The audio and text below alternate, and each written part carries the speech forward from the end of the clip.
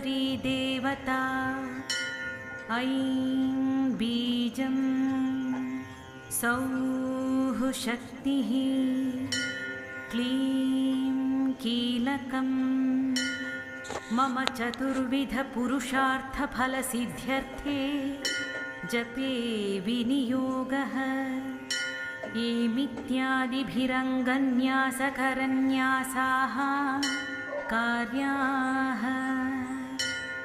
ध्यानम्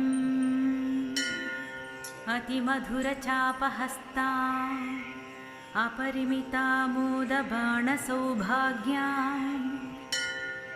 अरुणामतिशयकरुणा अभिनवकुलसुन्दरीं वन्दे। श्रीहयग्रीव उवाच ककाररूपा